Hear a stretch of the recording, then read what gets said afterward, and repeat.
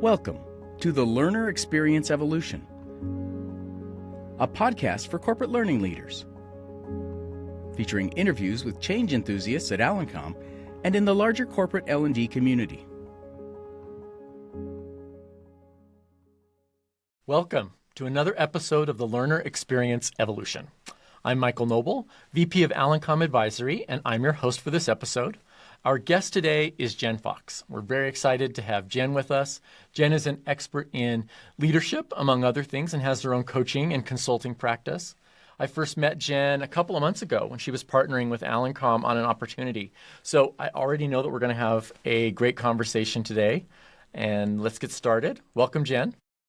Thank you. Thanks so much for having me. Of course.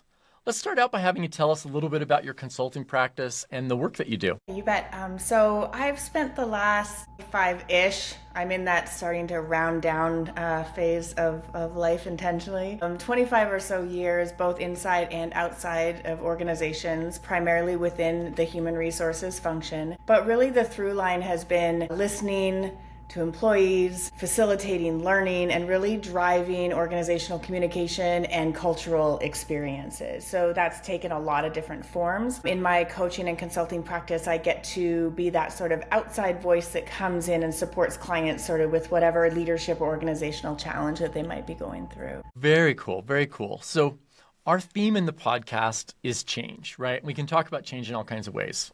Organizational change, we're particularly interested in change in learning, but both for like the learning from the learning leader's perspective, but also from the perspective of learners. I would love to hear a little bit about how the work that you do, in leadership development and coaching and culture, how does that tend to intersect with change, or how do those things tend to relate to each other? Yeah, I love that that's your focus, and it's interesting actually thinking about it as an intersection. I guess I would think about it more as the background. It's almost, I think, especially in these days, although I know people are always like, what do you mean these days? But I feel like change is that sort of water we swim in.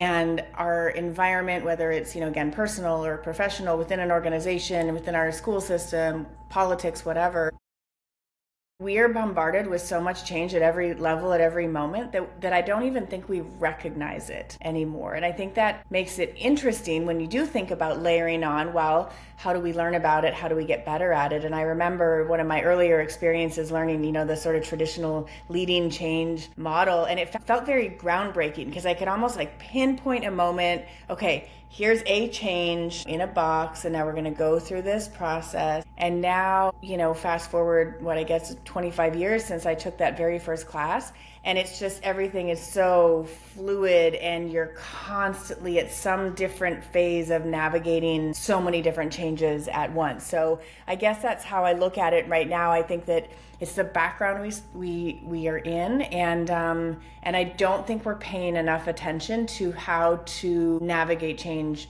effectively. I have a lot of feelings, big feelings about that.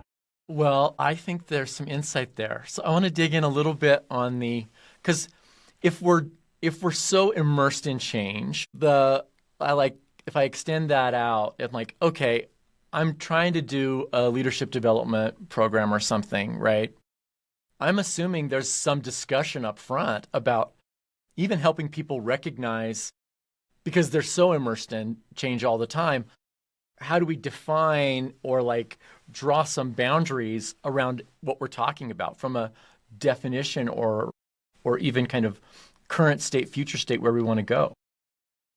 So I think that right there actually gets to one of the things that I'm quite passionate about, which is certainly there's value. Say in an organization, you're about to go through an acquisition, or in your case, you want to design a particular learning program or intervention for a particular thing. That's fine. It could sort of have a beginning and an end to it. I guess one of the things I'm interested in when I think about that, of how do we define it, how do we put some boundaries around it if it's always going on, is to zoom out a bit and to look for the patterns in how we have navigated change, and more so how we'd like to navigate change in the future. Let me share with you a quick story. Think about sort of 2020 to 2021. I know, it just brings up all kinds of things, especially for those of us in the human resources sort of space. The organization I was with, I mean, we were navigating quite well, I think, not perfect in any way. All of the cultural, social, systemic, all of the unrest and sort of disruption that was going on in the world at that time. And every single time there would be this sort of, let's call it a crisis. That might be dramatic, but okay, what are we going to do? What are we going to say to employees? What are we going to teach them? What are the learning moments that are possible here, right? What's the communication, et cetera, et cetera, et cetera. So you get through that, you exhale, got through it. And I remember having these conversations about like, we should probably start thinking about the next one.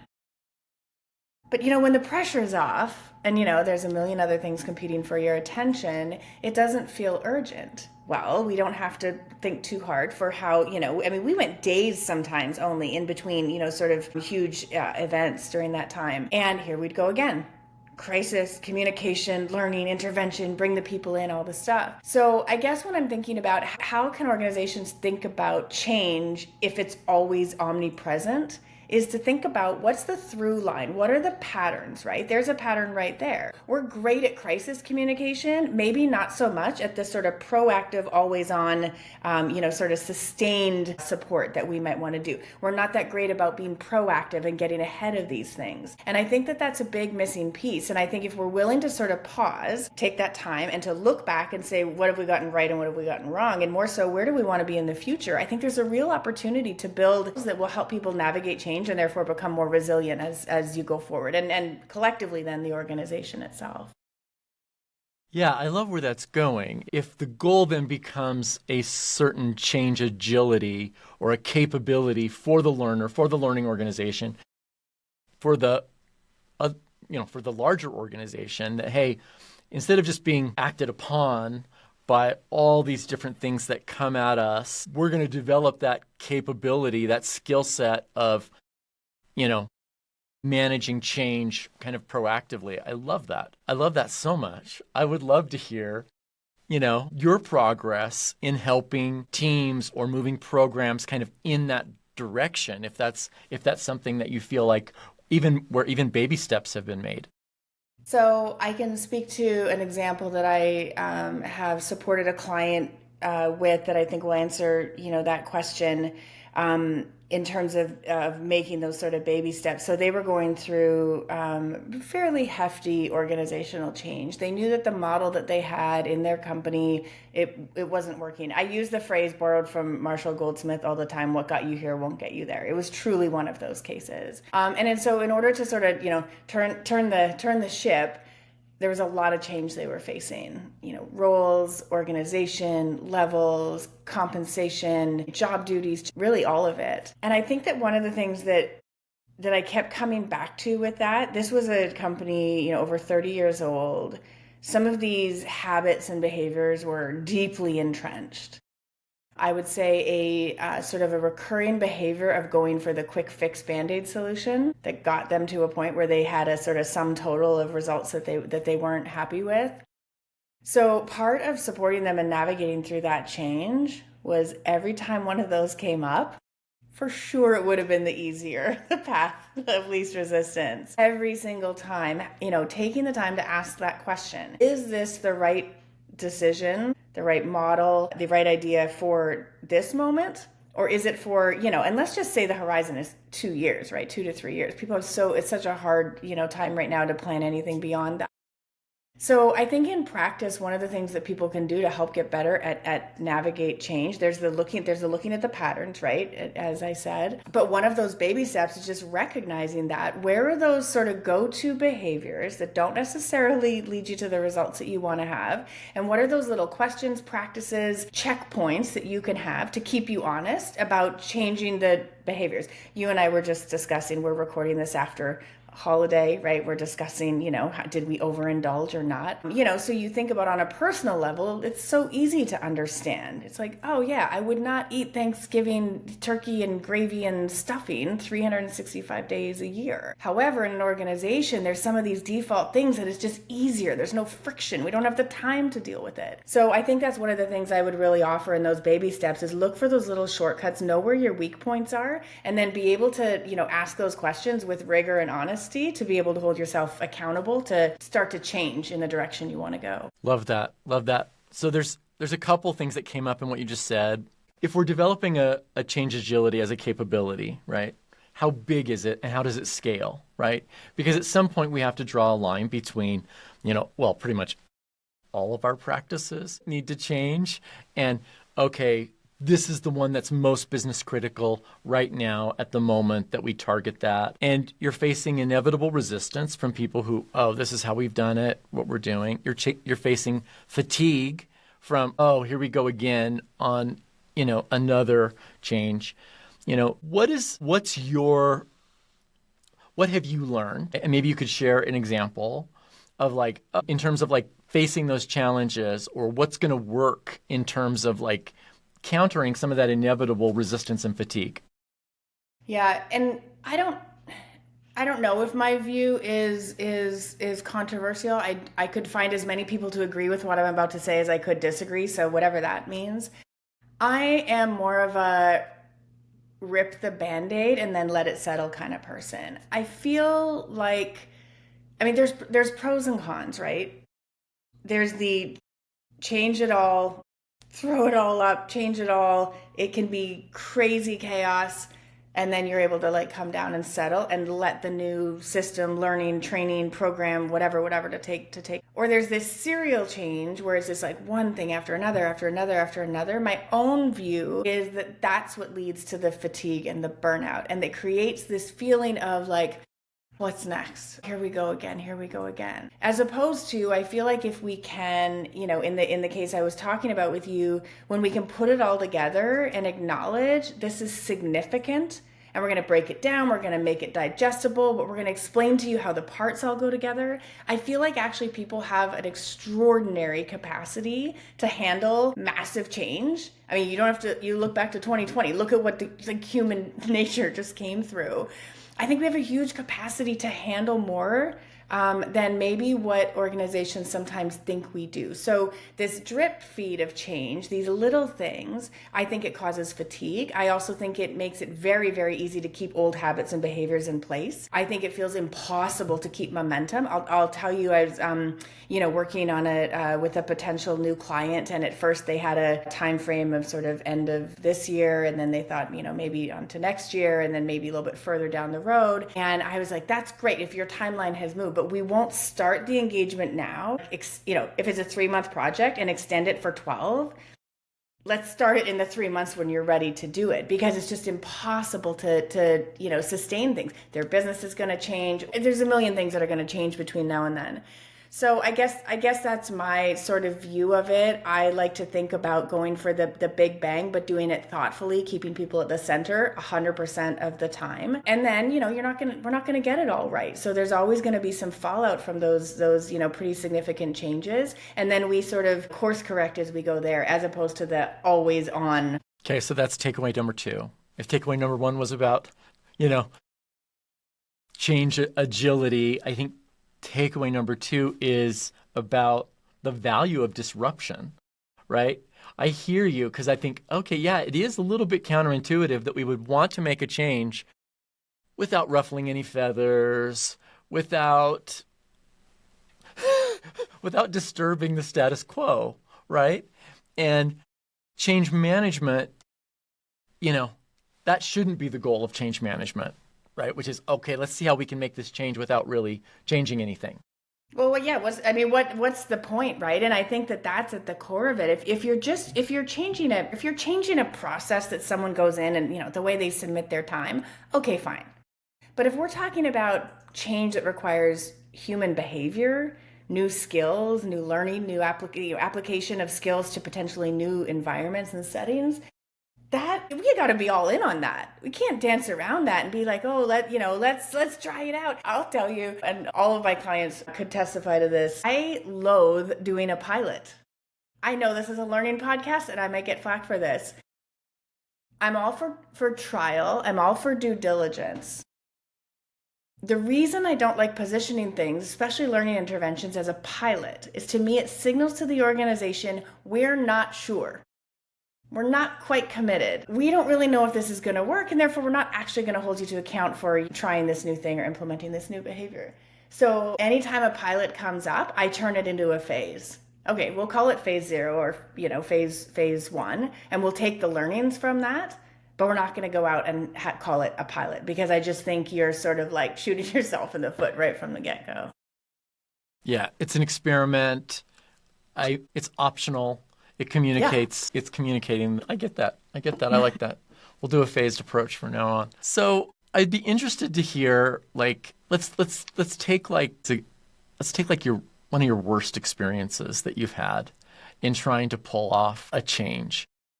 Could you tell us a little bit about what sunk the battleship in that situation?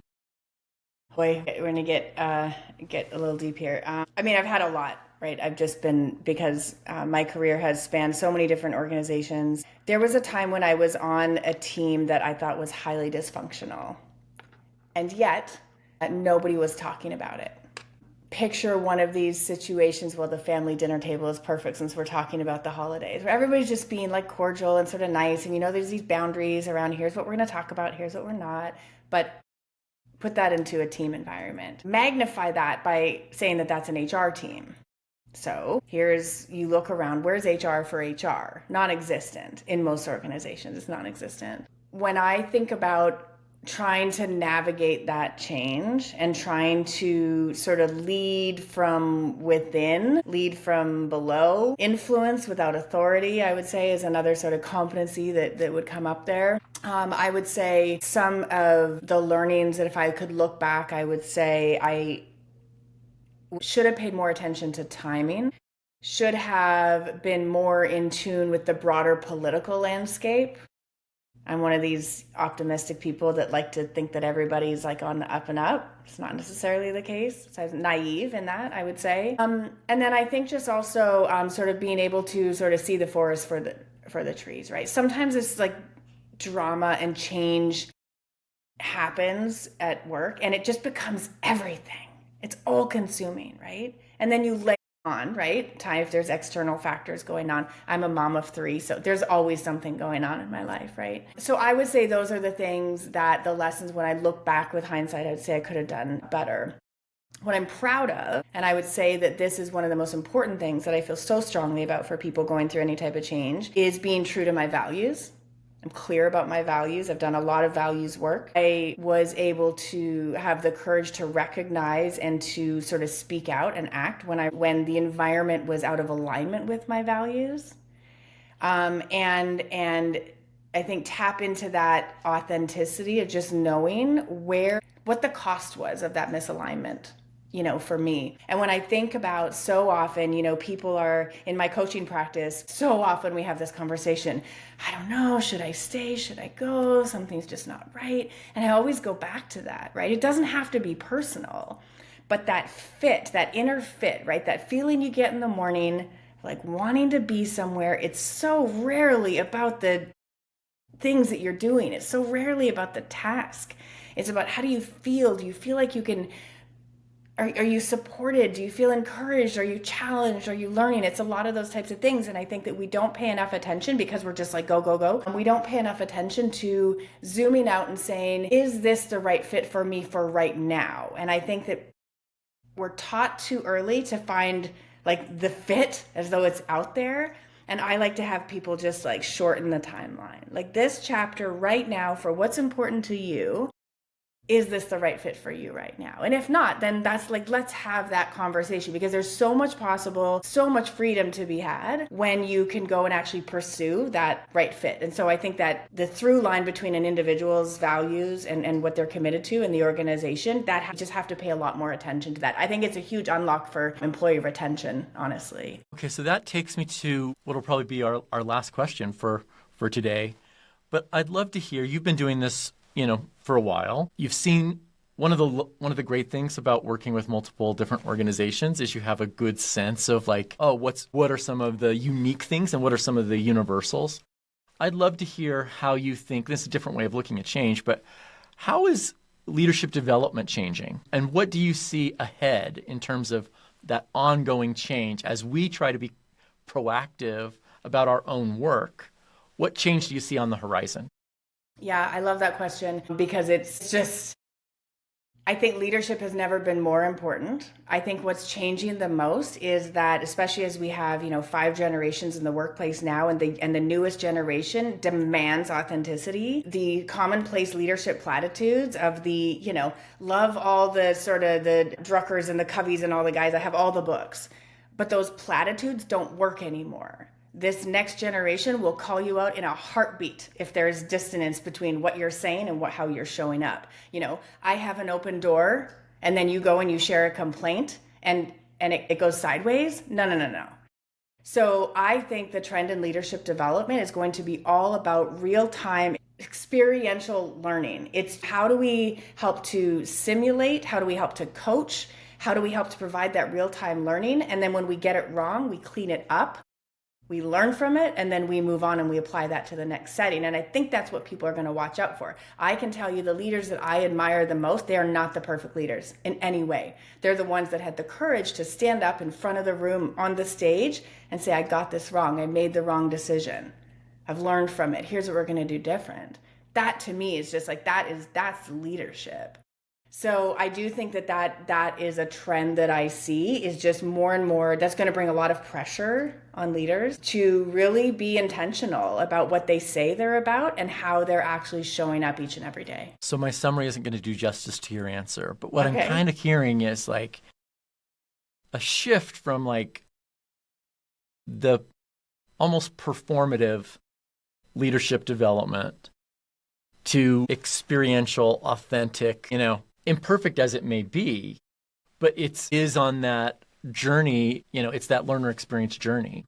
I think that's an exciting vision of the future. So thank you for sharing that, because I haven't really, like you, I admire that the audacity of that generation and like, why are we playing these games? I'm like, that's just how we do it. And we play these games, and, I've learned to play the games. I'm going to get my straight A's, and I'm going to keep on doing that. I think that's a bright, and kind of ambitious target for us, which is how do I make that? I can learn by instruction. I can learn by example. I can learn by experience. And the authenticity, and the fancy word that I would throw in there would be verisimilitude, which is it's more like what they would actually need to do as a leader, right? Because of that authenticity, the similarity between that learning experience and it's learned by doing. And I think that's a bright future. Well, thank you so much, Jen. This has been a very fun few minutes that we've spent together. I really hope you'll join us again in the future, and I'm hoping we get a chance to work together in the future. Learners, thank you. Learning leaders, thank you very much for tuning in. Please tell your friends about us and drop us a line at info@allencom.com if you have any ideas or questions. So thank you, Jen, and thank you, audience. Thanks so much. Thank you for joining the Learner Experience Evolution. All episodes will be posted on the Allencom website, or you can subscribe wherever you get your podcasts. Please reach out to info@allencom.com with any requests or questions.